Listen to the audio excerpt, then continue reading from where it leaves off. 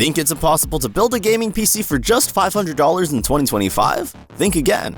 Today, we're diving into a build that squeezes every drop of performance from a tight budget. And spoiler alert, it's got a few surprises. Let's get this out of the way. The graphics card is the most modest part of this build.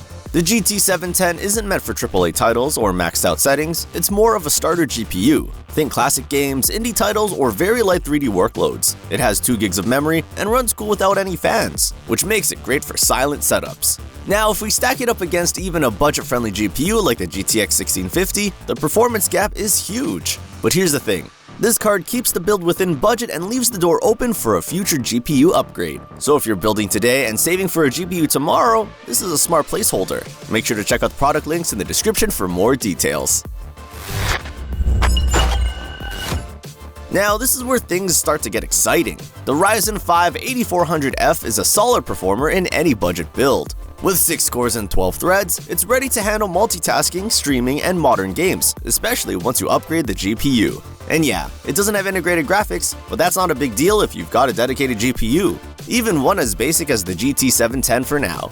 What makes this chip really shine is that it's built on AMD's modern AM5 platform, which means you've got a clear upgrade path for years to come. If you want more builds like this one, don't forget to hit that subscribe button, and if you're finding this helpful, drop a like on the video, it really helps us out.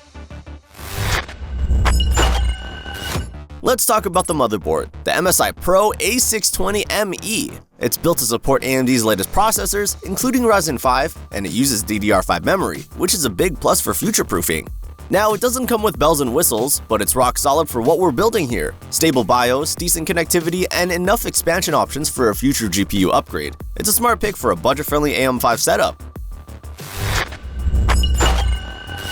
Next up is memory. We've got 8GB of Kingston's Fury Beast DDR5.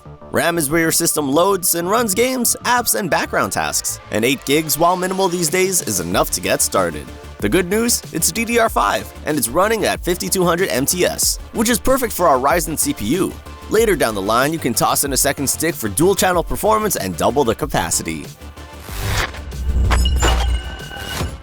Let's move to storage. We're using the Patriot P320 512GB SSD.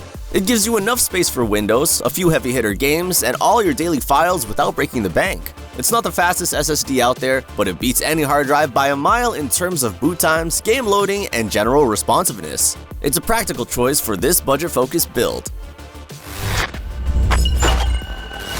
Cooling matters, especially if you want your system to stay quiet and efficient. We're using the ID Cooling SE903 XT, a budget tower cooler that's compact and does a great job keeping the CPU in check. It's a nice step up from the basic stock coolers and helps maintain performance under load without raising the noise levels. For power, we've got a 500-watt unit from Thermaltake. It's 80+ white certified, so it meets basic efficiency standards, and 500 watts is plenty for the setup, even with a stronger GPU upgrade down the line. Sure, it's not modular and it's not the most efficient model, but it's reliable and affordable, perfect for our price range. And finally, we've got the Vetroo AL800 case. It's a mid-tower design with a tempered glass panel and solid airflow options. For the price, it looks great and makes building easy, even if you're new to PC building. It supports full-size GPUs, plenty of fans, and has enough room for cable management and future upgrades. So, can you build a gaming PC for $500 in 2025? Yes, but it's all about balance and upgrade potential. This build gives you a strong CPU, fast memory, and solid storage while leaving the GPU as your next upgrade target. All the products mentioned are linked in the description, so be sure to check those out. If you enjoyed this build guide, give us a thumbs up, drop your questions in the comments, and don't forget to subscribe for more PC build videos. See you in the next one.